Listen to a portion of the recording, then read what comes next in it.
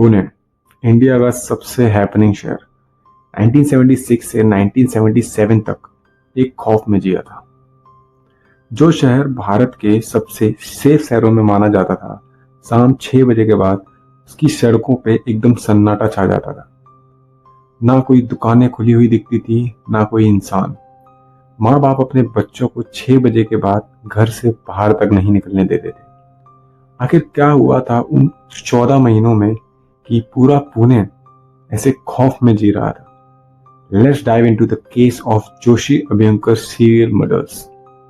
31 अक्टूबर 1976 police को एक call आता है कि एक फैमिली की हत्या कर दी गई है।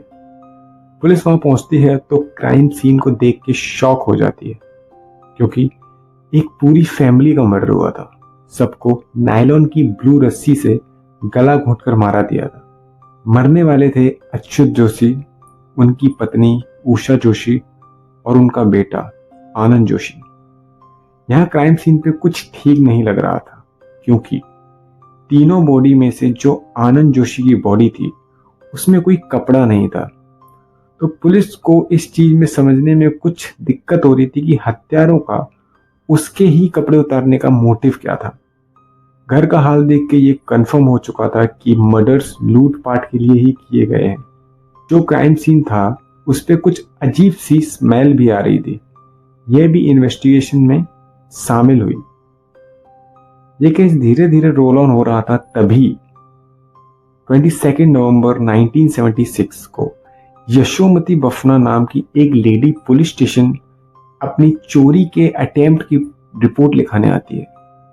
वो बताती है कि उनके घर में 4 लोगों ने घुसने की कोशिश की, लेकिन उनके नौकर थोड़े हट्टे कट्टे थे, इसलिए वो ये काम नहीं कर पाए ढंग से। लेकिन उन्होंने ये भी बताया कि उन 4 में से एक उनका बॉस था, क्योंकि बाकी तीनों उसकी बात सुन रहे थे। जो भी वो बोल रहा था तो वो बॉस बॉस कह के उसको बोल रहे थे। इस कहानी से पुलिस कुछ कनेक्ट नहीं कर पाती है पहले हुए जोशी केस को, और उसकी नॉर्मल एफआईआर लिख लेती है।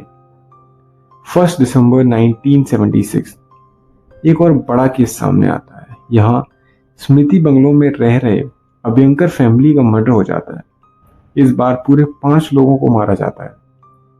इसमें मरने वाले लोग थे काशीनाथ शास्त्री अभ्यंकर, एक जाने माने संस्कृत स्कॉलर, उनकी पत्नी इंदिराबाई अभ्यंकर, उनकी पोती जूही अभ्यंकर, पोता धनंजय अभ्यंकर और हाउसमेट सकुबाई वाघ। पैटर्न बिल्कुल एज इट इज था जैसे जोशी फैमिली के साथ हुआ था। सबके गले में नायलॉन की नीली रस्सी थी। पूरे घर में अजीब सी स्मेल भी आ रही थी, और जूही अभ्यंकर के शरीर पे कोई भी कपड़ा नहीं था, जैसे कि जोशी फैमिली में आनंद जोशी के शरीर पे कोई भी कपड़ा नहीं था। यह पुलिस समझ गई थी कि यह सीरियल किलिंग्स का मामला है। यह बात पुणे में फैल चुकी थी और पुणे में कर्फ्यू का माहौल बन चुका था। यहीं तक नहीं, हालात इतने बिगड़ चुके थे कि सेंट्रल की तरफ से सीआरपीएफ तक को तैनात कर दिया गया था। You can imagine the seriousness of this case. Even military involve हो चुकी थी इस केस में। अब लोगों को पुलिस पे भरोसा नहीं था, क्योंकि पुलिस बिल्कुल क्लूलेस थी 8 मर्डर्स हो जाने के बाद भी। 24 मार्च 1977 को पुलिस को एक और लाश मिलती है मुल्ला मुट्ठा रिवर पे। मर्डर का पैटर्न सेम था, उसको भी गला घोंटकर मारा गया था नायलॉन की रस्सी से। इंस्पेक्टर मानिकराव को समझ आ गया था कि यह मर्डर और Joshi Abhyankar murders same gang ने किए हैं। तभी पुलिस को उस लाश की तलाशी के दौरान आईडी कार्ड मिलता है। उस पे लिखा होता है अनिल गोखले और अभिनव कला महाविद्यालय। यहां से पुलिस पहुंचती है कॉलेज में अनिल गोखले के भाई जयंत गोखले के पास। जयंत उन्हें और 2 लड़कों से मिलवाता है और बताता है कि अनिल अक्सर इन दोनों से मिला करता था। उनके नाम थे सतीश गोरे और सुहास चंदक। जब पुलिस सतीश गोरे से पूछती है तो सतीश के मुंह से निकल जाता है कि पहले प्रकाश और अब अनिल। यह सुनकर पुलिस शॉक में हो जाती है, क्योंकि अभी तक प्रकाश का कोई भी जिक्र नहीं हुआ था इस केस में, क्योंकि आठ ऑलरेडी मर्डर हो चुके थे और अभी तक इसका कोई भी जिक्र नहीं हुआ था। जब ज्यादा दबाव डालती है पुलिस सतीश पे, तो प्रकाश हेगड़े के मर्डर के बारे में वो सब कुछ बताता है।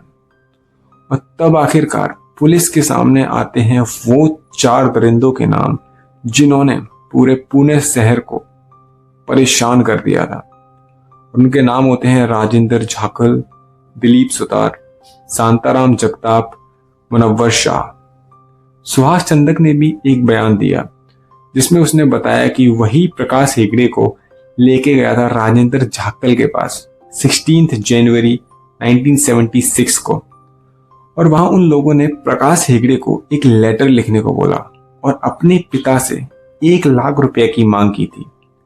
उन्होंने पैसे भी दे दिए थे, लेकिन फिर भी राजेंद्र झाकल ने प्रकाश हेगड़े को मार के टीन के ड्रम में डाल के उस पे पत्थर डाल के उसको सील पैक करके पानी में फेंक दिया था।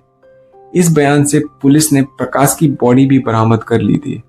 प्रकाश के पिता ने कंप्लेन भी कराई थी, लेकिन पुलिस ने उस लेटर के हवाला देकर यह बोल दिया था कि वो अपनी मर्जी से गया होगा। यहाँ जब इंटेरोगेशन शुरू हुई तो चारों लोगों को अलग अलग बिठा के सवाल किए गए और सबके सवाल के जवाब अलग थे। किसी का भी जवाब मैच नहीं हुआ था। यहाँ पुलिस का शक एकदम कंफर्मेशन में बदल चुका था। जब पुलिस इनके रूम्स की तलाशी के लिए गई तो उन्हें वही परफ्यूम की बोतल मिली जिसकी खुशबू उन्हें जोशी अभ्यंकर के मर्डर स्पॉट्स पे आई थी।